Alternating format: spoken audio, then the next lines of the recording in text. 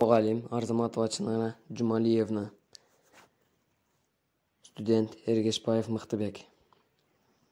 Операционный система исреди сабагынын видео сабак. Тема иштетүү системи. Иштетүү системи компьютердин аракеттерин башкарган колдонуучу менен колдонма программдар жана жабдуулар арасындагы интерфейсти уюштурган программдар тобу. Иштетүү системи компьютердин ажырагыс бир бөлүгү болуп саналат.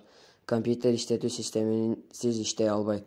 Иштетүү системи демейде катуу дискте сакталат жана компьютер жандырылган иштетүү системинин зарыл болгон жана көп колдонулуучу программдар дискте эске көчүрүлөт.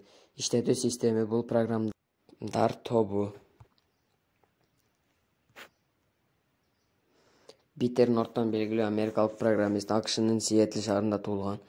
Ридон колледжинин Портленд, Орегон штаты жана Берклидеги Калифорния университетинен билим алган. Ал азыркы компьютерлер дүйнөсүнүн персоналдык компьютерлердин улуу окутуучусу катары абдан таанымал. 20-жылдан ашык ар түрдүү типтеги электрон эсептөөчү машиналар үчүн программалык каражаттарды түзүүгө тармагында эмгектенет.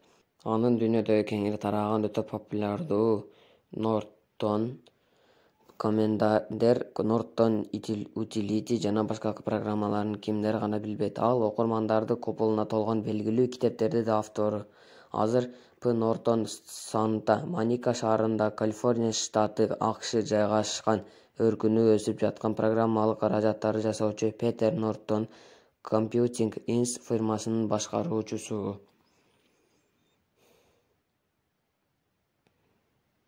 Бирок ООСтун базалык жана колдонмо программалык жабдылышы менен шайкеш келүү проблемасы иштетүү системине болгон стандарты жардамы менен чечилет. Иштетүү системине стандартынын эки түрүн эң кеңири таралган жана жеткиликтүүсүн карайлы. Биринчи, 1980-жылдардын башында IBM'ге шайкеш келүүчү персоналдык электрон эсептөөчү машина үчүн иштелип чыккан MS-DOS Microsoft фирмасынын дисктүү операциялык системи.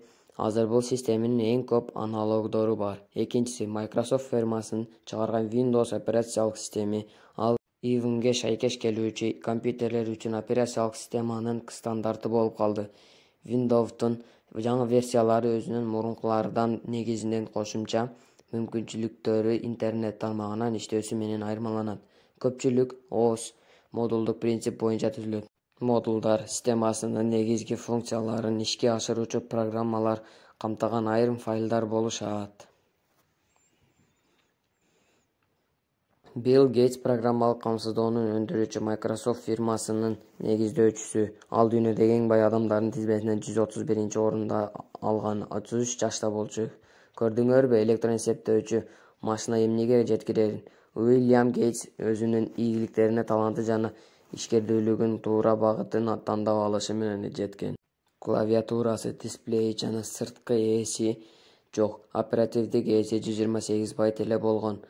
Altair 8800 машинасын сатууда биринчи пайда болгон мезгилде 13 жаштагы окуучу кезинде программалоону үйрөнгөн. Ал өзүнүн досу Пол Аллен менен Altair үчүн Basic интерпретаторун жазышкан. Бул программа абдан чоң ийгиликтерди алып келген. Персоналдык компьютер үчүн биринчи коммерциялык программа эле жана 15 жылдан кийин зор үзүрүн бере баштаган коммерциялык программалоочу ишкердигинин башаты болгон. Азыр Microsoft фирмасы программалык камсыздоону өндүрүүчүлөрдүн арасына миллиарддаган доллар киреше алып биринчи орунду ээлейт.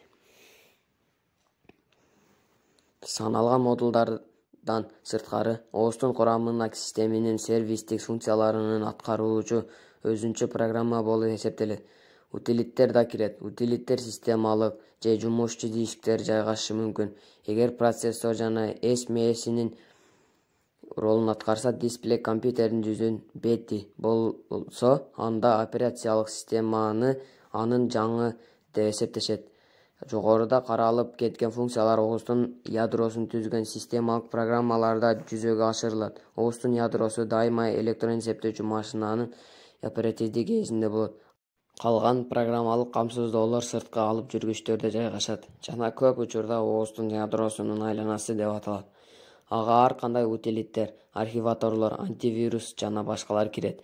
Электрондук таблицалар, редакторлор, компиляторлор, маалымат базалары, графикалык интерфейстер жана башкалар кирет.